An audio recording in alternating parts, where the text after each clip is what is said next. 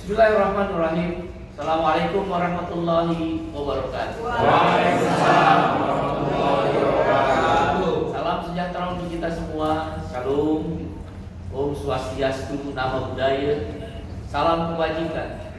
Semoga kita semua dalam keadaan sehat walafiat sesuai doa dan keyakinan kita masing-masing. Kawan-kawan, seluruh pengurus Partai Buruh dan simpatisan Partai Buruh, kader-kader Partai Buruh di seluruh penjuru tanah air, di seluruh pelosok negeri Indonesia yang kita cintai, seluruh rakyat Indonesia dimanapun berada di wilayah negara Kesatuan Republik Indonesia, izinkan kami mewakili Partai Buruh untuk menyampaikan pidato politik jelang akhir tahun 2022 menyambut tahun 2023. Tahun-tahun ke depan bagi partai politik termasuk Partai Buruh tentu adalah tahun-tahun untuk mempersiapkan diri memenangkan pertarungan pemilihan umum pada tanggal 14 Februari 2024. Saya menggunakan istilah pertarungan karena memang Partai Buruh bercita-cita ingin merubah negeri ini, ingin memberikan kontribusi keseimbangan terhadap kepentingan kelas. Partai Buruh adalah partai kelas. We are the working class. Kami adalah kelas pekerja. Kepentingan kelas pekerja dalam 20 hingga 30 tahun terakhir tidak pernah terwakili oleh partai politik yang ada. Partai Buruh ingin mengocok ulang dan menata ulang tentang perjuangan kelas pekerja, the working class. Menempatkan kelas pekerja menjadi bagian penting di dalam kebijakan negara. State policy adalah cita-cita utama Partai Buruh. Partai Buruh adalah partai ideologis dan Partai Buruh berideologikan Pancasila dengan titik tumpu ingin mengedepankan dan membangun tentang nilai-nilai sila kedua kemanusiaan yang adil dan beradab, dan sila kelima tentang keadilan sosial bagi seluruh rakyat Indonesia. Menempatkan manusia secara adil dan beradab di dalam kebijakan negara dirasakan oleh kelas pekerja yang menjadi konstituen Partai Buruh adalah terjadi ketidakseimbangan. Bagaimana petani, nelayan dirugikan dengan kebijakan tentang impor yang tidak berpihak kepada kepentingan petani dan nelayan. Bagaimana kemudian upah murah dan sistem kerja outsourcing yang merajalela tidak berpihak kepada kepentingan buruh. Bagaimana kemudian para pekerja rumah tangga atau PRT, mereka sudah menunggu 17 tahun disahkannya rancangan undang-undang PPRT atau perlindungan pekerja rumah tangga tidak pernah terwujudkan. Tanah-tanah para petani yang telah dirampas oleh korporasi atas nama pembangunan dan atas nama untuk meningkatkan pertumbuhan ekonomi. Kelapa-kelapa sawit, kebun-kebunnya berhamparan jutaan hektar dikuasai oleh segelintir orang. Tetapi rakyat yang dirampas tanahnya, yang diambil tanahnya oleh korporasi atau oknum-oknum birokrat, tidak pernah menikmati kesejahteraan. Keseimbangan itulah yang ingin dicapai oleh partai.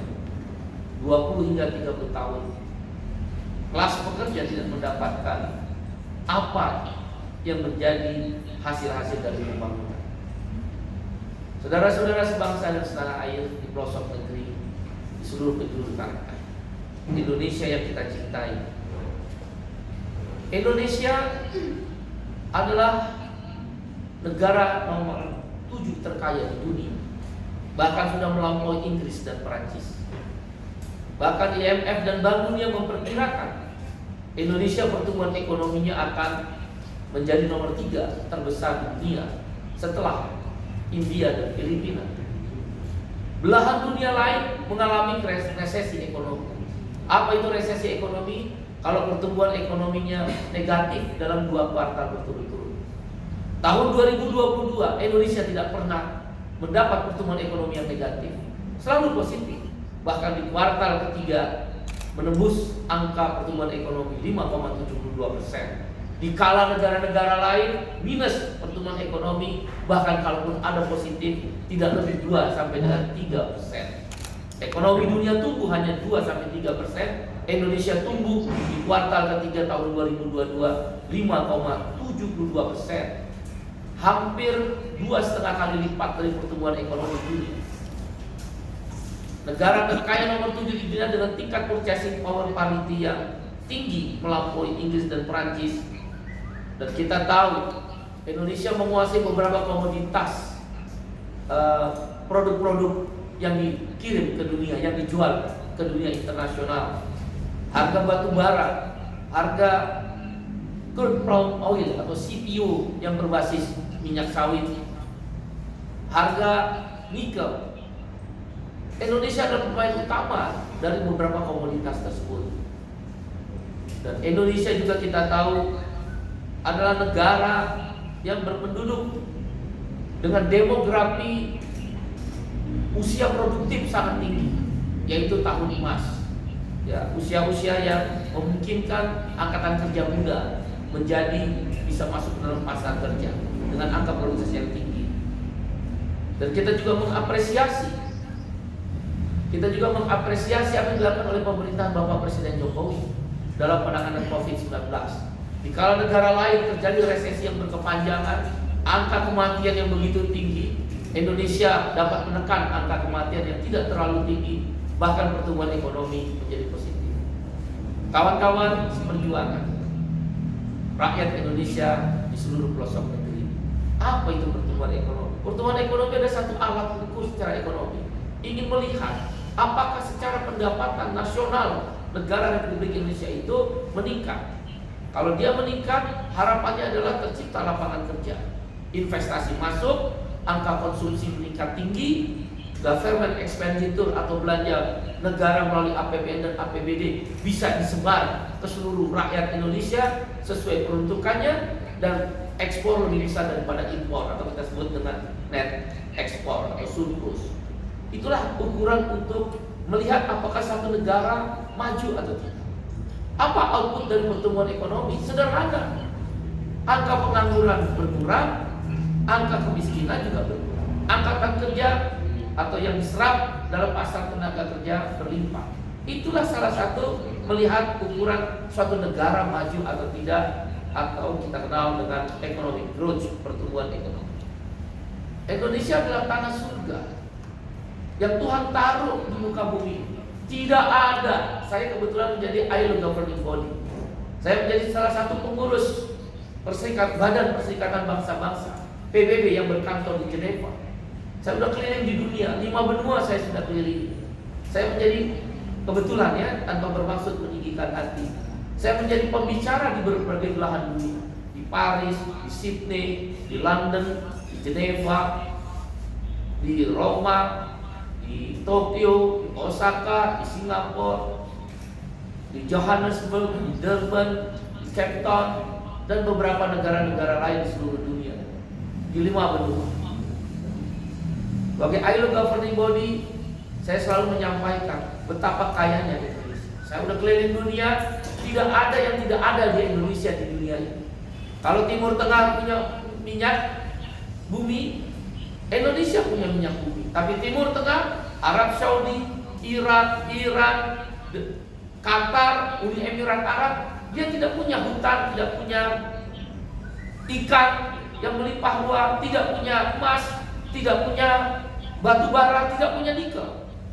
Eropa Tengah kaya emas, kaya ikan, tapi mereka nggak punya minyak bumi, kecuali di Norwegia dan sebagian di Rusia, di Laut Hitam.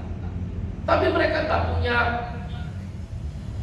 minyak bumi, nggak punya hutan, nggak punya ikan, nggak punya bauksit, nggak punya nikel, nggak punya batu bara. Johannesburg, Durban di Afrika Selatan kaya akan emas. Indonesia gunungnya emas. Grassberg, Iceberg, Gothenburg di Papua, mereka gunung emas. Dan itu ratusan tahun, setelah ratusan tahun, kedalaman 5-10 km, emas di 3 gunung itu pun masih ada. Tapi di Afrika Selatan, di Zimbabwe, di negara-negara Afrika yang kaya dengan emas, mereka nggak punya batu bara, mereka nggak punya nikel, mereka nggak punya bauksit, mereka nggak punya hutan, mereka nggak punya hutan tropis yang melindungi ozon, yang mengakibatkan climate change atau perubahan iklim. Apapun ada di surga, surganya dunia, apapun ada di surganya dunia, bagaikan putri insulenda yang cantik, menarik, menawan hati, kata Dois Dekker dalam Multatuli dalam bukunya Saijah Adinda tahun 1700-an. Multatuli sudah membayangkan Indonesia, negeri Katulistiwa. Katulistiwa itu pusat daripada poros bumi.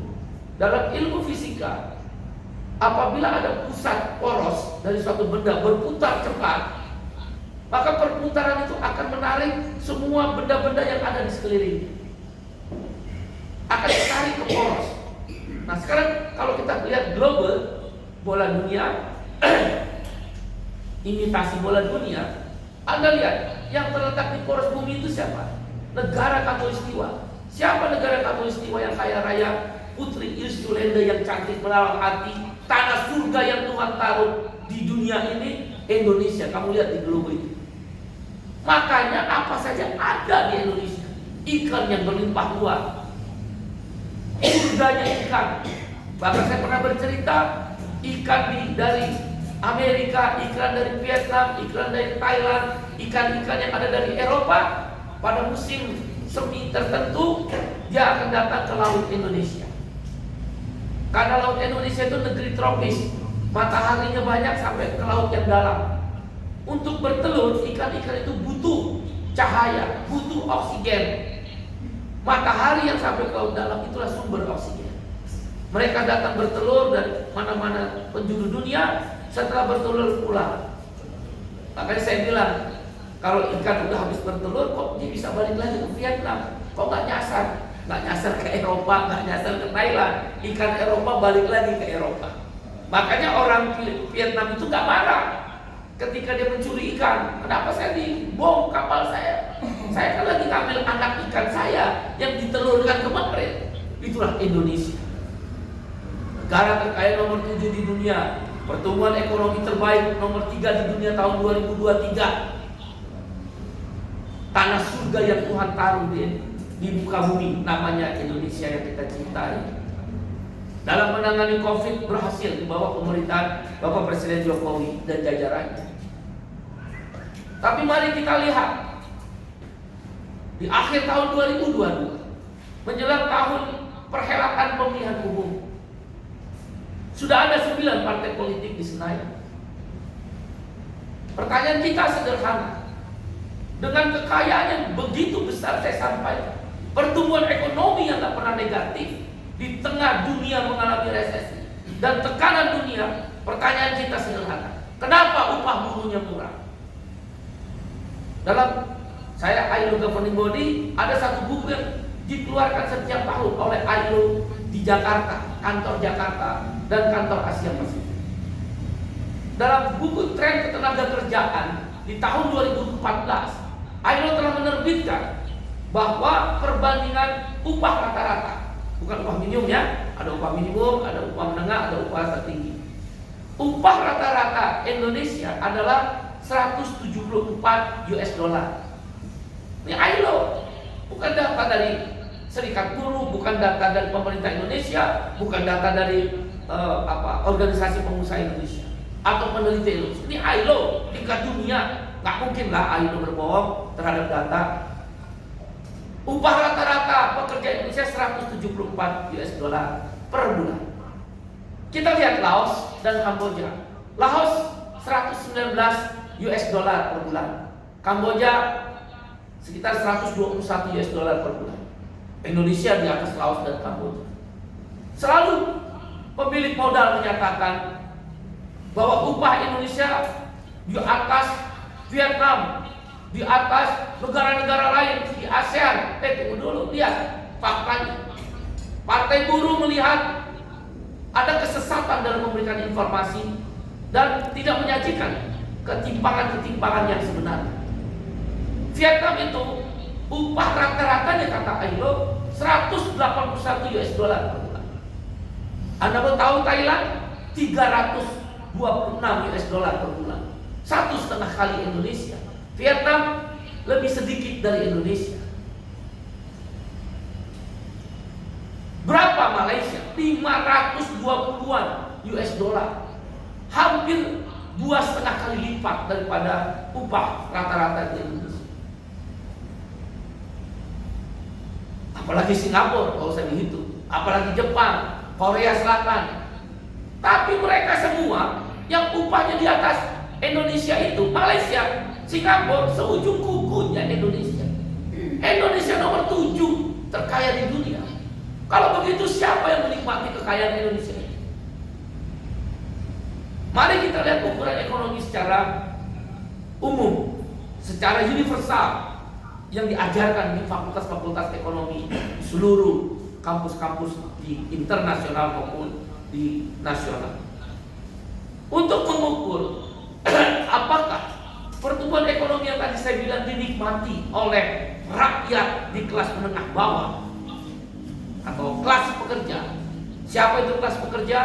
Buruh, petani, nelayan, buruh migran, pekerja rumah tangga, guru dan tenaga honorer, buruh informal, tukang becak, supir angkot, supir truk, supir bis, ojek online, mama-mama pedagang sayur di Indonesia Timur, ibu-ibu jamu gendong,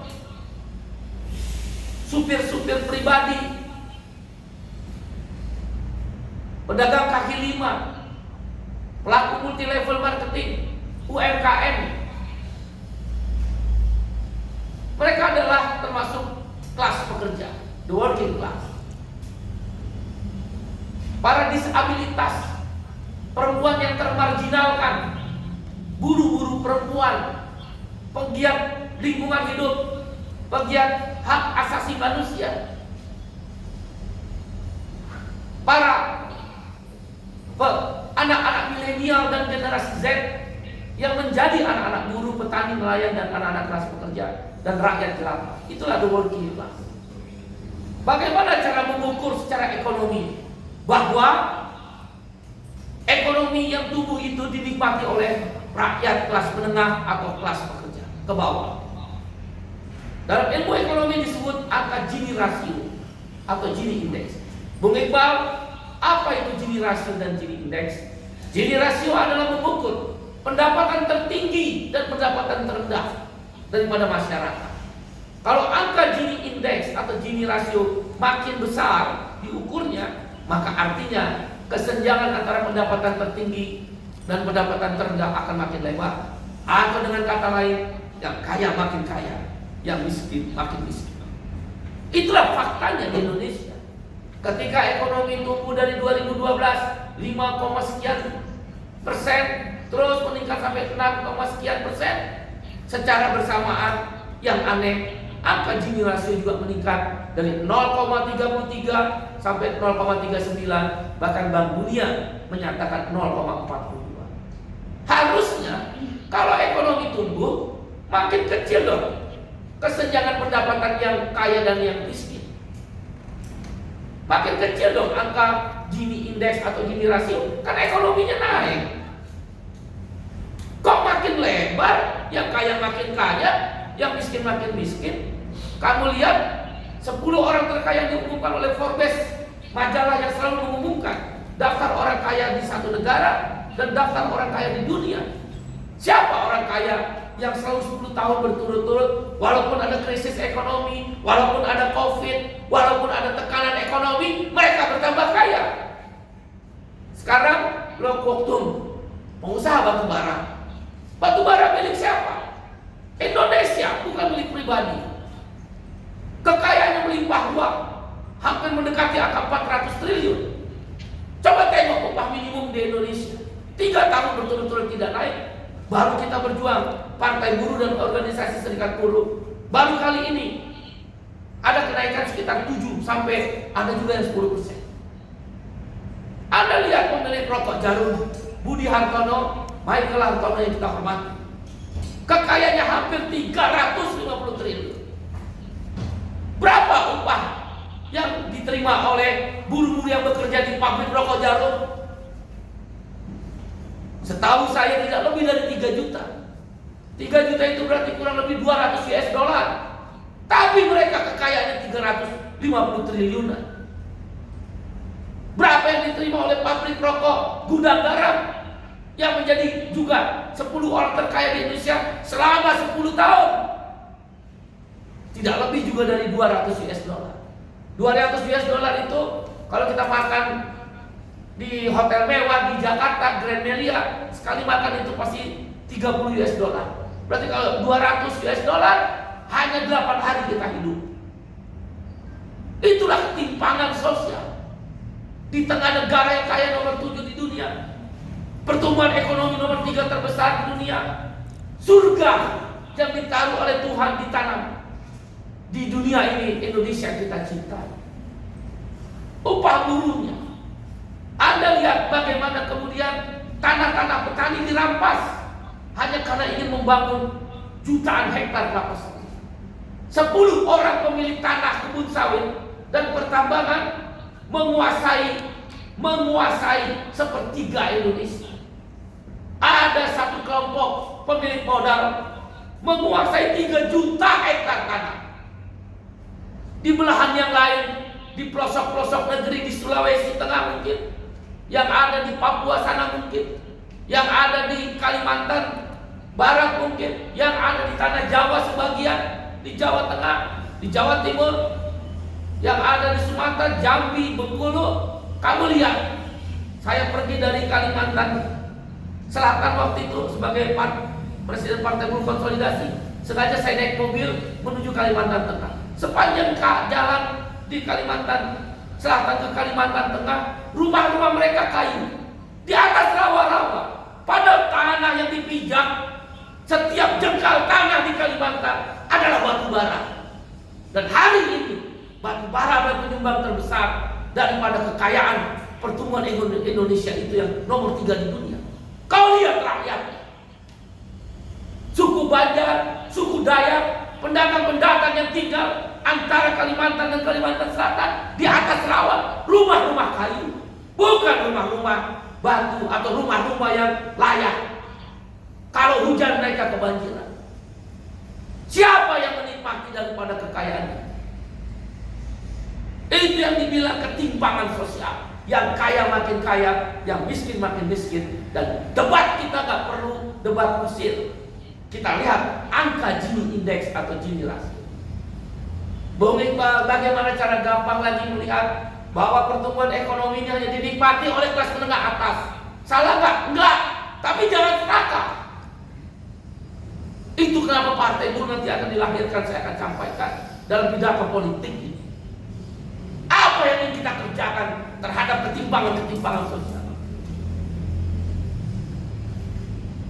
Cara mengukur betapa pertumbuhan ekonomi itu tidak dinikmati kelas menengah bawah oleh kelas pekerja tadi, the working class. Kau lihat mall-mall. Sekarang baru ketahuan kan, begitu krisis, begitu COVID, hancur itu mall. Dulu mall-mall itu dibangun untuk siapa?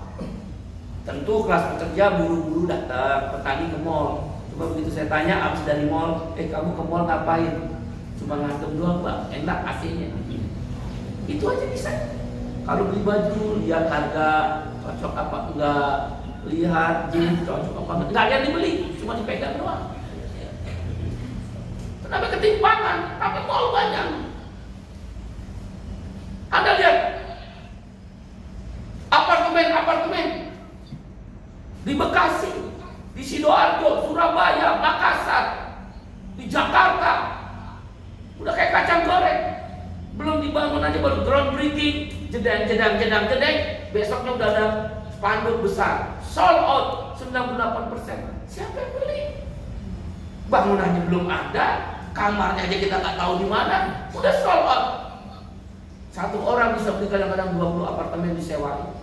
Siapa yang menikmati? Menengah atas, orang-orang kaya. nelayan, miskin kota, buruh migran, pekerja rumah tangga yang punya apartemen, yang ada di gang-gang sempit. Bahkan kalau kita pergi ke Bantar Gebang di Bekasi, ke Penjaringan, Cilincing di Jakarta Utara, ke Makassar, ke Palu, ke Mamuju, ke Ambon, ke Ternate, Tidore, banyak rumah-rumah di atas got kadang-kadang, di kolong-kolong jembatan. Tapi tadi saya bilang ada satu orang punya 3 juta hektar tanah. Kau tahu 3 juta hektar tanah berapa? Berarti 30 miliar meter persegi. Rumah buruh, rumah petani rata-rata 60 meter persegi. Kalau tipe 21, kan buruh di situ banyak tipe 21, tipe 30. Berarti 30 juta meter persegi dibagi 60 meter persegi rumah buruh, satu orang itu bisa menguasai 500 juta rumah. Adil nggak? Ketimpangan. Kita bangga pemerintah telah membangun ekonomi yang begitu kuat. Kita bangga lepas dari COVID 2 tahun berturut-turut ekonomi tetap stabil. Kita bangga pertumbuhan ekonomi kita nomor 3 terbesar di dunia. Bahkan kita bangga kemarin Anda lihat di G20, saya juga hadir. Cuma saya hadir di L20, Labor 20 sebagai pembicara, salah satu pembicara di L20 di seluruh dunia. Bangga negara menyebut, memuji-muji, ingin belajar. Tapi lihat tadi yang saya lihat tentang upah, tentang ketimpangan kepemilikan tanah. Satu orang kok bisa menguasai 500 juta rumah buruh. Ini persoalan yang sangat serius, yang dipotret oleh partai buruh, yang dipotret oleh kekuatan gerakan buruh, gerakan petani, gerakan nelayan, gerakan miskin kota, gerakan PRT, gerakan guru dan tenaga honorer, gerakan buruh-buruh informal, dan gerakan kelas pekerja. Kita juga bisa lihat keadaan yang sangat tidak menguntungkan, sistem outsourcing akibat Omnibus Law, yang bagaimana mungkin yang istilah internasional aja, dunia internasional itu mengistilahkan outsourcing, atau bahasa Inggrisnya juga disebut precarious work atau casual work, casual manual work. Bagaimana mungkin mereka menyebutnya adalah di seluruh dunia itu adalah modern slavery, perbudakan. Slavery itu budak zaman modern. Itu istilah outsourcing atau precarious work, atau manual workers, atau casual workers. Di Indonesia, kepentingan pemilik modal yang mendominasi parlemen, 9 partai politik yang ada di parlemen menyetujui adanya modern slavery. Perbudakan disetujui oleh parlemen kita. 9 partai politik, walaupun 2 partai politik menolak Omnibus Law, tapi ketika kita minta untuk jadi saksi, mereka tidak mau menjadi saksi fakta. Hanya lip service. Karena memang bukan partai kelas. Kelompok pemodal berkumpul semua di 9 partai. Baik kalau partai agama maupun partai nasionalis. Itu pandangan daripada partai itu. Kok bisa-bisanya seluruh jenis pekerjaan, status apapun boleh di outsourcing? Berarti sekarang dengan Omnibus Law itu outsourcing bisa 90% dalam satu perusahaan dari total jumlah karyawan. Gak punya masa depan, gak ada jaminan kesehatan, gak ada jaminan pensiun, upah selalu murah, hanya bertahan di upah minimum. Karyawan kontrak tanpa periode. Buruh perempuan yang mengambil cuti haid, cuti melahirkan, tidak mendapatkan jaminan hak atas upahnya. Sexual harassment, tidak ada perlindungan. Baca Omnibus Law di klaster ketenagakerjaan. Baca Omnibus Law, bagaimana reforma agraria dan kedaulatan pangan yang terkorelasi dengan bank tanah tidak tercerminkan di dalam. Bahkan ada pemilik modal bisa menguasai tanah 90 tahun hingga 150 tahun. The land of wealth, kata Adam Smith, bapak ilmu ekonomi modern. Adam Smith, the land of wealth, Kedaulatan sebuah bangsa ditentukan bangsa itu memiliki tanahnya atau tidak. Kau lihat kelapa-kelapa sawit, kebun-kebun sawit yang berjuta hektar, siapa pemiliknya? Kita gugat itu. Secara parlemen dan konstitusional kita akan gugat. Siapa pemilik lahan-lahan sawit yang puluhan bahkan ratusan juta hektar? The land of wealth. Kedaulatan sebuah bangsa akan ditentukan dengan memiliki tanah. Kau tidak akan daulat di rumahmu kalau rumahmu itu kontrak, karena tanahnya bukan punya kamu. Diusir-usir, akhir tahun, akhir bulan ditanya, mana uang sewa? Kalau nggak punya uang sewa, kau pergi, kata si pemilik kontrak. Sama negara juga begitu.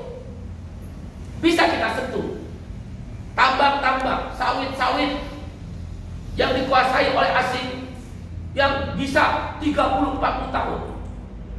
Rakyat yang dulu punya tanah itu yang dirampas oleh para korporasi, bisa dia masuk ke lahan itu, yang ada ditembak, bahkan dipenjarakan. Tanah-tanah yang ingin dikembalikan oleh rakyat, bahkan rakyat, para petani, para pekebun, dihadapkan dengan oknum-oknum aparat, dan ujung-ujungnya adalah penjara. The land of wealth, kedaulatan sebuah bangsa adalah memiliki tanah. Kita ingin menggugat itu semua. Partai buruh dihadirkan ingin menggugat itu semua. Bagaimana juga persoalan masyarakat adat. Saya ditanya tentang ibu kota negara, setuju nggak? Sebagai sebuah konseptual, setuju. Saya keliling-keliling dunia, memang konsep ibu kota negara Republik Indonesia luar biasa NKRI. Smart City Forest, kota yang dikelilingi hutan, dan smart city. 5G kan, apa itu dia punya jaringan wifi kuat, terkoneksi, sistem transportasi, luar biasa. Kira-kira kayak Geneva. Anda kalau tinggal di Geneva, satu kartu mau naik apa aja murah banget.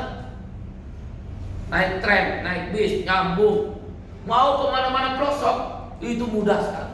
Naik kereta, bahkan ada yang naik apa itu skylift apa itu? Kereta gantung. Luar biasa. Tapi kita ingin bertanya, bagaimana lingkungan hidupnya? Bagaimana masyarakat adat? Bagaimana hak-hak tanah wilayah, tanah adat? Kalau itu, bagaimana hak asasi manusia? Kalau itu dilanggar, tentu kita berpendapat tidak setuju dengan pembangunan Smart City Forest. Harus clear urusan hak buruh, hak pekerjanya, hak lingkungan hidupnya, perlindungan lingkungan hidup, dan hak asasi manusia, termasuk hak masyarakat adat, indigenous. Itu terjadi di mana-mana atas nama korporasi. Bagaimana kemudian juga kebijakan kedaulatan pangan tidak dijalankan. Setiap mau pemilu ada impor. Udah tahu petani susah. Petani bawang itu bawangnya busuk karena hujan. Petani sawah yang terkena gempa, bencana alam, yang hama orang di tengah hujan begini, tiba-tiba dikeluarkan kebijakan impor. Impor beras 200.000 ton. Kalau 1 kilogram aja rentenya, komisinya, misal komisinya $1, 1 kilogram, berarti 1 ton $1.000. $1.000 kali 200.000 ton, 200 juta US dollar. Jahat bener. Mental rente, tahu nggak rente? Rentenir. Kok sama rakyatnya bersikap rentenir? Petaninya susah, tanah dirampas, kebun-kebun sawit mengambil tanah hak-hak tanah rakyat. Bagaimana juga kemudian impor daging. Daging itu kalau beli di Australia cuma berapa puluh ribu, mungkin nggak sampai 30.000. Hari ini daging bisa tembus di angka 120.000 terkadang. Bahkan menjelang hari raya Natal, hari raya Lebaran, Idul Fitri, itu tembus di angka 150.000. Pergi coba beli daging di Australia, 30.000. Sini 150.000, 120.000. Negeri agraris, tukang makan cabai itu orang Indonesia. Harga cabai sama dengan harga daging. Indonesia dikelilingi oleh laut. Laut itu sumber untuk membuat garam atau sudah tanah payau pinggir-pinggir laut itu. Ini negara maritim terbesar di dunia, nomor 1 di dunia. Garam impor, beras impor, daging impor, garam impor. Oh, kita mau swasembada. Dari dulu ngomongnya begitu. Dari zaman Orde Baru sampai hari ini. Petani adalah konstituennya Partai Buruh. Kebijakan Partai Buruh jelas. Rem reform, reforma agraria dan kedaulatan pangan. Kita juga bisa melihat situasi bagaimana buruh-buruh migran dan PRT 17 tahun bekerja rumah tangga hanya sekedar sebuah undang-undang. Kalau memang mereka 9 partai politik yang ada di parlemen berpihak pada orang-orang kecil, kenapa undang-undang perlindungan pekerja rumah tangga tidak disahkan? Ada apa di balik semua ini? Kalau undang-undang Omnibus Law cepat, undang-undang KPK cepat, undang-undang KUHP cepat, nah undang-undang PPRT,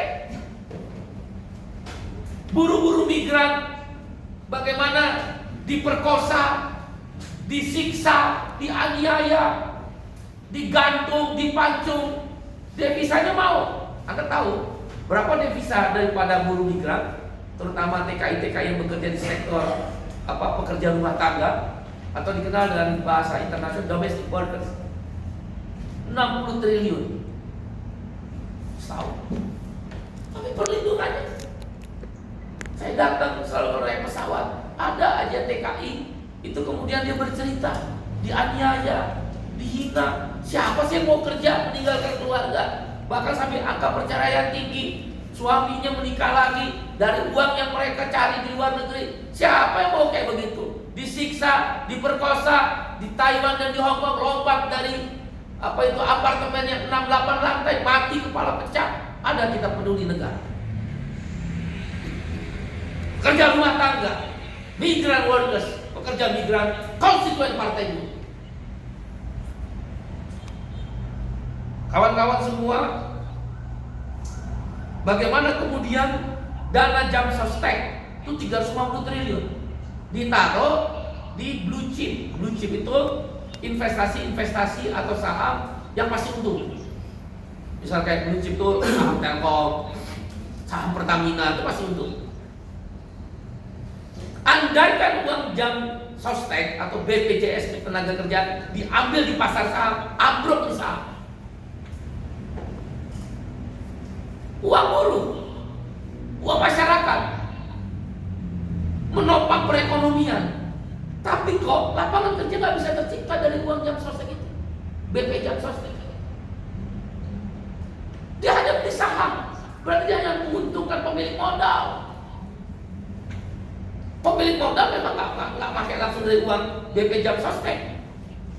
Dia melalui saham, dia beli,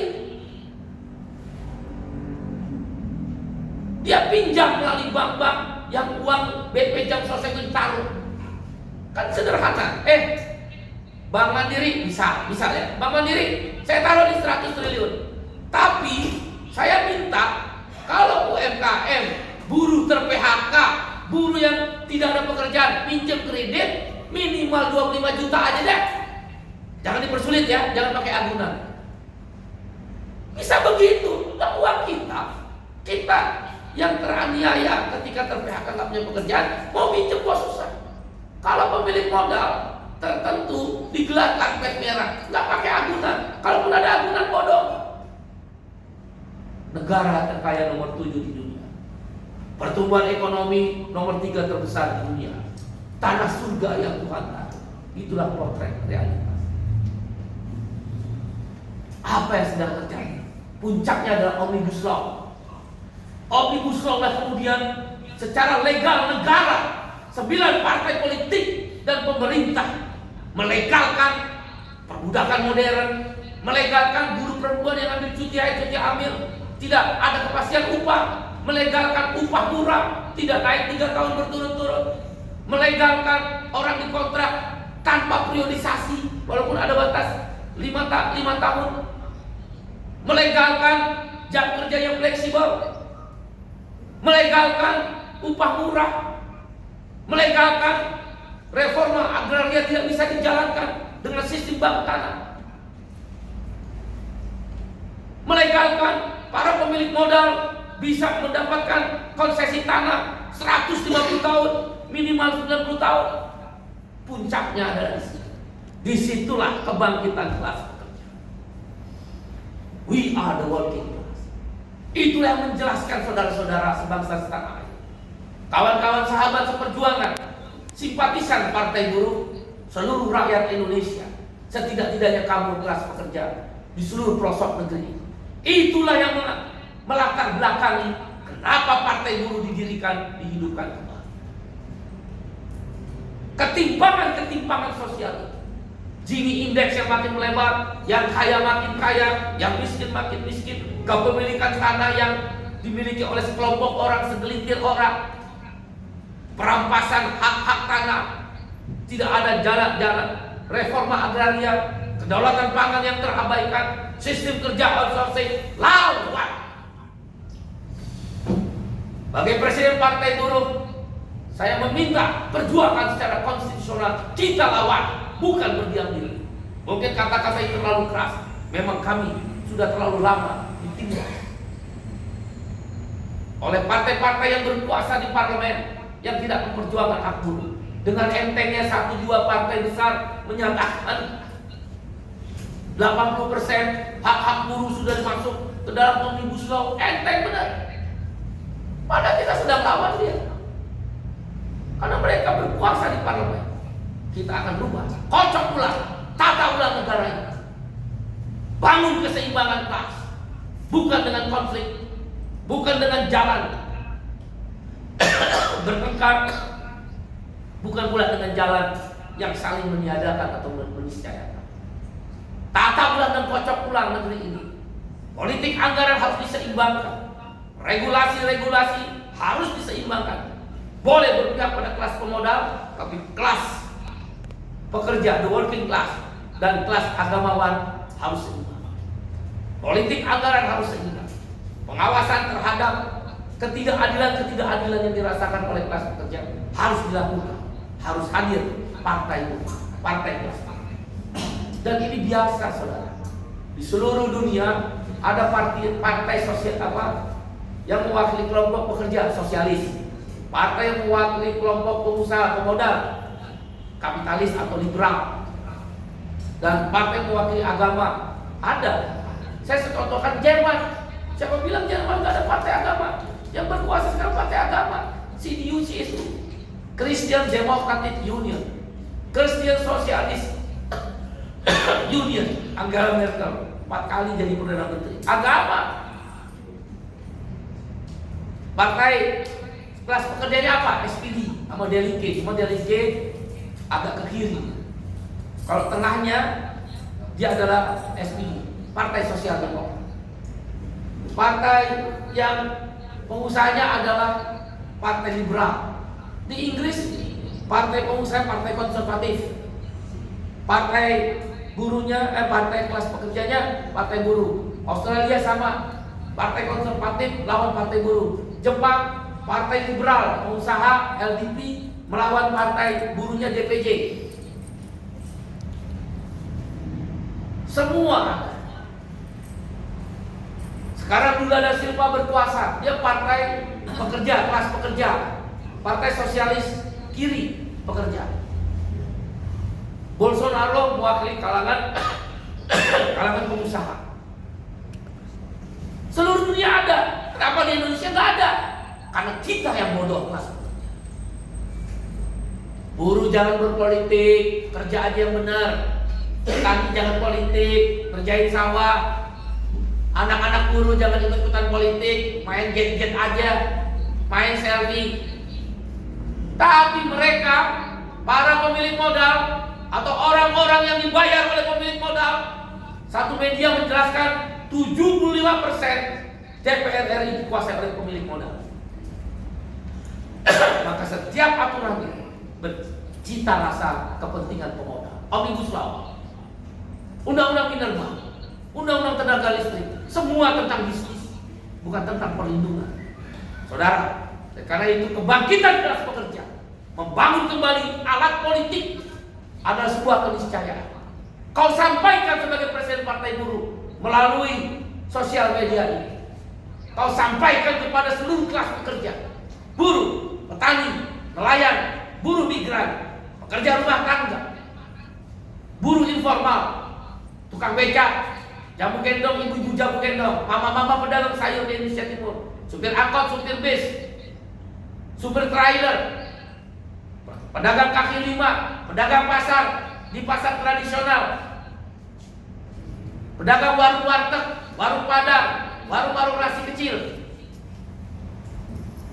seniman, olahragawan, anak-anak milenial dan Gen Z yang menjadi anak-anak kelas pekerja, perempuan-perempuan yang termarginalkan. Kau sampaikan telah bangkit kembali sebuah partai kelas yang akan menyeimbangkan tentang kepentingan pemilik modal dengan kepentingan kelas pekerja. Kalau ada partai yang melindungi pemilik modal untuk investasi, silahkan, boleh, nggak dilarang. Bicara infrastruktur, bicara bisnis, bicara regulasi-regulasi investasi, silahkan. Ada kelompok partai yang berdasarkan agama berjuang untuk pesantren ataupun gereja ataupun masjid untuk pembangunan dan juga sekolah-sekolah agama, silahkan. Hanya satu yang belum ada di Indonesia, kepentingan kelas pekerja. Kita bangkitkan kembali, saudara. Tahun 2023 kau sampaikan semua, turun ke bawah. Salam satu pintu. Konsolidasi. Lakukan konsolidasi. Kekuatan uang hanya kalah dengan kekuatan massa. Oligarki kekuasaan hanya kalah dengan kekuatan massa. Sampaikan di pabrik-pabrik, di sawah-sawah, di laut-laut, di pasar-pasar, di pertemuan-pertemuan, perkumpulan orang-orang kecil, rakyat jelata, milenial dan Gen Z, anak-anakmu, anak-anak saya, anak-anak kita, sampaikan telah hadir kembali kebangkitan kelas pekerja untuk mewujudkan negara sejahtera. Saudara-saudara sebangsa setanah air, sahabat perjuangan di seluruh penjuru tanah air, di pelosok negeri Indonesia yang kita cintai.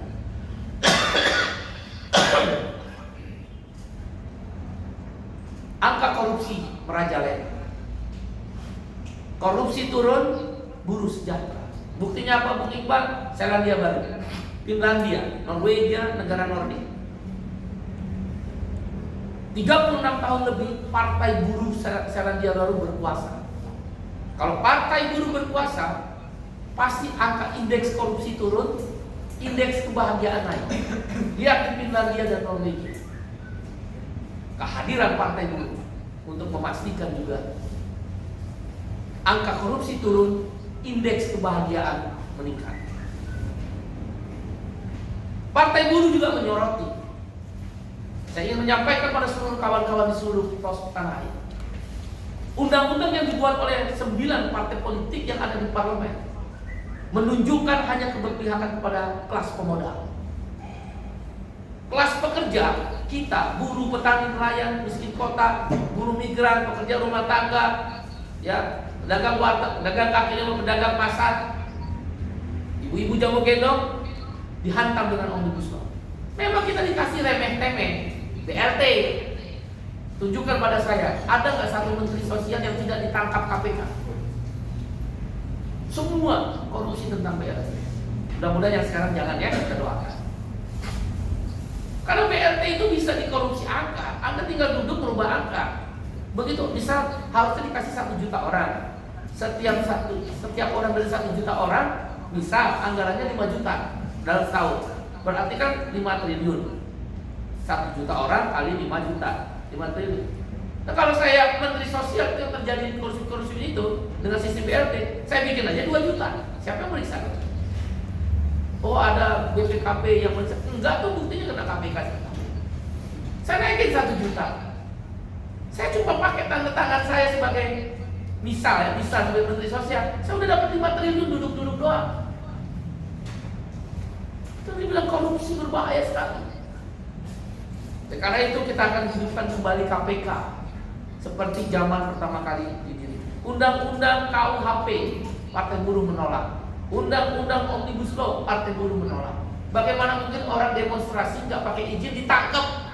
Negara macam apa ini? Di Amerika aja Occupy Wall Street.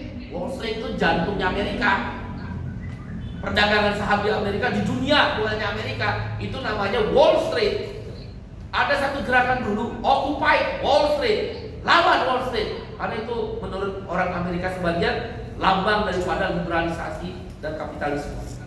Mereka di taman-taman Wall Street nggak ada tuh di penjara, bahkan bikin tenda. Ini undang-undang KUHP tidak memberitahu aksi di penjara, kan cukup dibubarkan. Menghina presiden itu pasal karet. Presiden itu harus ditempatkan sebagai sebuah sisi kemanusiaan juga.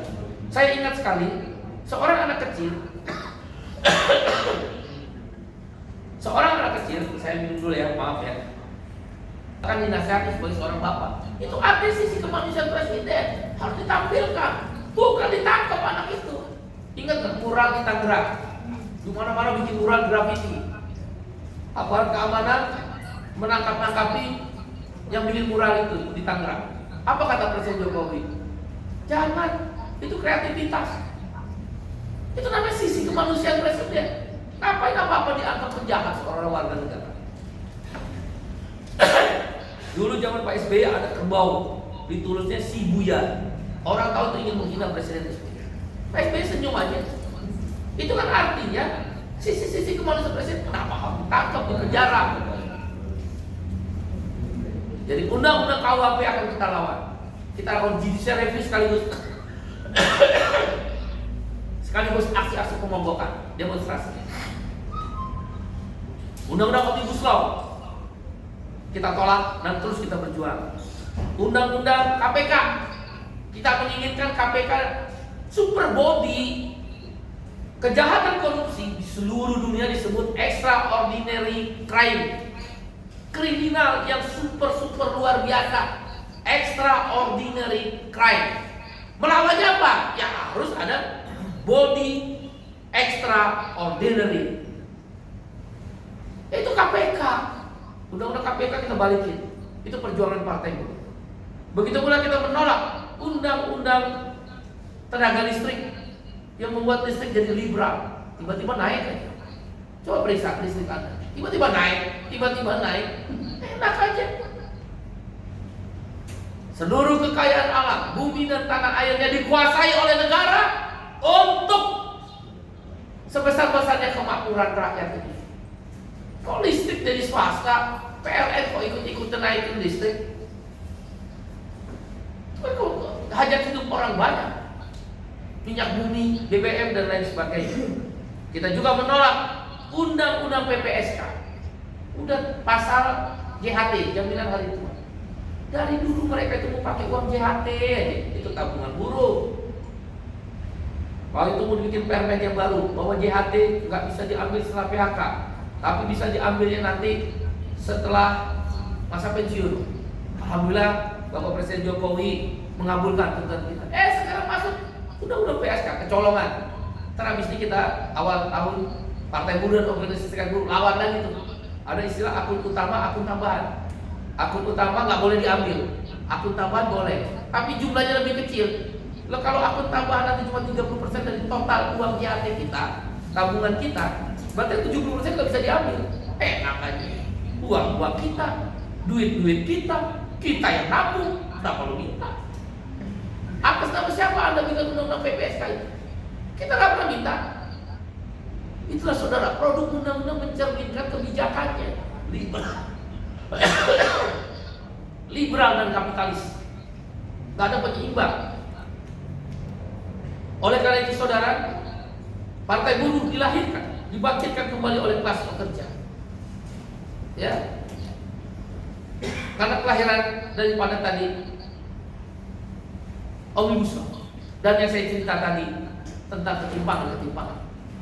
Saya minta pada seluruh jajaran Partai Buruh, pada kawan-kawan di seluruh tanah air, kita sekarang sudah lolos verifikasi baik administrasi dan faktual dan dinyatakan sah sebagai peserta pemilu. Melalui pidato politik Partai Buruh, sebagai Presiden Partai Buruh, saya mengeluarkan maklumat dan instruksi. Persiapkan dirimu, rebut kembali tentang hak-hak kelas pekerja. Kocok ulang dan tata ulang, bangun keseimbangan antara kepentingan kelas pemodal dan kelas pekerja, termasuk kalangan agama. Jangan kau menunduk, luruskan pandanganmu, teguhkan hati dan pendirianmu, gerakkan dan ayunkan langkah kaki dan tanganmu. Kau teriakkan, kami kelas pekerja, we are the working class. Kita berlandaskan kemanusiaan yang adil dan beradab, sila kedua Pancasila, dan keadilan sosial bagi seluruh rakyat Indonesia. No social justice without social security. Omong kosong diskusi tentang keadilan sosial tanpa jaminan sosial. Tapi saya minta tetaplah rendah hati, jangan tinggi hati. Tetap percaya diri, jangan rendah diri. Bangun kembali Indonesia secara bersama-sama. Dan kita yakin, saya berkeyakinan, Partai Buruh telah menjadi peserta pemilu. Dan insya Allah kita akan masuk di parliamentary threshold 4% dari suara sah nasional, atau kursi 20 hingga 30 kursi. Ini adalah tentang jalan Tuhan, tentang takdir Allah, tentang kehendak Tuhan, dan juga tentang Sang Hyang Widi yang memberikan berkatnya kepada Allah sesuai keyakinan kita. Kita sebagai manusia biasa hanya bisa berikhtiar, berusaha sungguh-sungguh, tidak menyerah. Sekali layar terkembang, pantang surut satu tindak ke belakang. Tapi kita percaya jalan Tuhan di atas segala-galanya. Fa inna ma'al usri yusra, inna ma'al usri yusra. Satu ayat yang saya kutip dari agama yang saya pahami, dan saya yakin semua agama ada ajaran tentang ini. Di dalam setiap kesulitan pasti ada kemudahan. Bahkan Tuhan 2 kali berkata, berfirman, wa inna ma'al usri yusra. Kamu gak usah takut, la tahzan, kamu gak usah bersedih, kamu gak usah mundur satu tapak pun. Kamu luruskan pandanganmu, kata Tuhan. Kamu teguhkan pendirianmu, hati dan pikiranmu. Ayunkan langkah kaki dan tanganmu seirama sederaf, bahwa di dalam setiap kesulitan pasti ada kemudahan. Hari ini boleh jadi orang memandang rendah Partai Buruh, boleh jadi orang memandang sebelah mata Partai Buruh. Tapi saya udah keliling dunia, saudara, percaya dengan saya, dengan izin Tuhan, dengan takdir Allah, dengan kehendak Sang Hyang Widi sesuai keyakinan kita masing-masing. Partai kelas pekerja, apakah itu Partai Buruh, apa itu Partai Sosial Demokrat, apakah itu Partai Sosialis Pekerja di Amerika Latin, pasti dia akan masuk parlemen. Pemilu kedua dia akan masuk di papan tengah, dan pemilu ketiga Presiden Republik Indonesia berasal dari Partai Buruh. Isyhadu, kau persaksikan itu dengan hari ini kita akan masuk dulu ke parlemen dengan berbagai bantuan dan simpati dari seluruh rakyat Indonesia. Kita tidak bermusuhan dengan orang kaya, kita tidak berhadapan-hadapan dengan pemilik modal, kita tidak ingin saling menghancurkan atau meniadakan. Kita hanya bicara tentang keadilan, kita hanya bicara tentang kesejahteraan, kita bicara tentang keseimbangan. Parlemen harus ada keseimbangan antara kepentingan modal, kepentingan kelompok-kelompok agamawan, dan kepentingan kelas pekerja. Kita akan bikin di dalam politik anggaran, kebijakan-kebijakan, pengawasan-pengawasan menjadi seimbang secara konstitusional, tidak hanya turun ke jalan dalam bentuk demonstrasi. Itulah mengapa Partai Buruh memilih jalan, bahwa tujuan Partai Buruh dengan ideologi Pancasila, titik tumpu sila kedua dan sila kelima, kami menyebutnya di Partai Buruh adalah negara kesejahteraan, atau lebih mudahnya Partai Buruh menyebutnya negara sejahtera, welfare state. Apa itu welfare state? Ada 3 prinsip yang ingin ditawarkan oleh Partai Buruh dan dikerjakan dan akan dibangun dan akan diimplementasikan dalam kerja-kerja politik dan kerja-kerja konstitusional. Prinsip pertama, kesetaraan kesempatan. Bahasa sederhananya, kau boleh kaya, jangan miskinkan kami. Yang kedua, distribusi kekayaan yang adil dan merata. Apa bentuk nyata daripada prinsip yang kedua, distribusi kekayaan yang adil dan merata? Pro subsidi, pro jaminan sosial. Pro subsidi artinya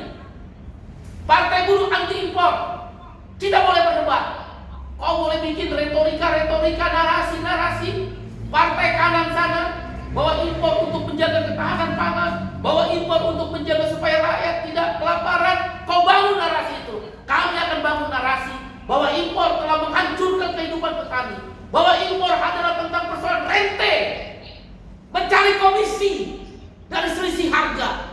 Bahkan Bank Dunia menyatakan harga beras di Indonesia paling mahal di dunia. Padahal negeri agraris pernah menjadi swasembada pangan. Bahkan FAO, Organisasi Perserikatan Bangsa-Bangsa, memberikan penghargaan kepada Indonesia, pernah menjadi pemasok swasembada pangan. Kenapa Indonesia kalah dengan Vietnam? Indonesia kalah dengan Thailand tentang persoalan beras. Pro subsidi, itulah prinsip distribusi kekayaan adil dan merata. Distribusi kekayaan adil dan merata, prinsip tersebut juga menjadi kebijakan Partai Buruh adalah pro jaminan sosial. Kau boleh ambil untuk biaya infrastruktur dan politik anggaran APBN dan APBD. Kau boleh ambil untuk kepentingan konstituenmu. Kau boleh ambil untuk kepentingan kelompok-kelompokmu. Partai Buruh hanya satu dalam politik anggaran APBN dan APBD dalam pembahasan anggaran, yaitu jaminan sosial. Bagi kami sederhana, kelas pemodal, kelas pengusaha mengambil kekayaan negara itu dengan bisnis. Boleh nggak? Boleh. Kita butuh partner pengusaha untuk membangun ekonomi. Dunia usaha dijaga. Pertumbuhan ekonomi harus ditingkatkan seperti dilakukan oleh Bapak Presiden Jokowi sekarang ini. Kita apresiasi.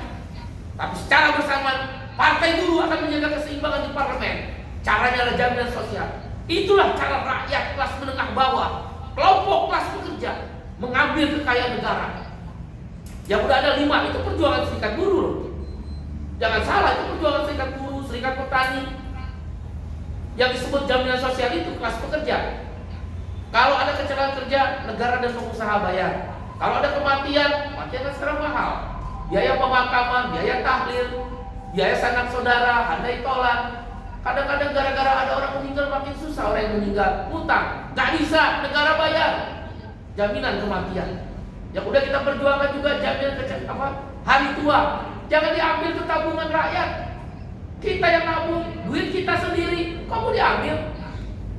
Entah apa yang mau dipergunakan dalam undang-undang PPSK ini, kita akan lawan. Kita juga udah berjuang jaminan pensiun. Dulu nggak ada pensiun. Perjuangan KAJS 2010 sampai 2012 yang dimotori oleh kelas pekerja membuat undang-undang BPJS jadi lahir. Tentu didahului oleh Ibu Megawati yang mengesahkan undang-undang SJSN dan akhirnya Presiden SBY mengesahkan undang-undang BPJS. Tapi itu adalah perjuangan kelas. Kami turun ke jalan, demo-demo kami gelar, ancaman PHK dan pembunuhan kami hadapi, konsolidasi kita lakukan. Itulah perjuangan kelas. Nanti kalau Partai Buruh masuk ke parlemen, insya Allah atas kehendak Tuhan, dengan takdir Allah, dengan berkat Sang Hyang Widi sesuai keyakinan kita masing-masing, kami akan perkuatkan jaminan kesehatan. Dulu orang ditolak berobat di rumah sakit karena miskin, mati seperti binatang di ujung gang, seperti anjing mati. Anjing mati itu nggak ada yang nengok. Dulu begitulah orang miskin. Alhamdulillah sekarang BPJS juga terjadi. Nggak mungkin BPJS gratis. Jangan berlebihan kalau ada partai politik bilang gratis. Masa orang kaya gratis? Enak aja.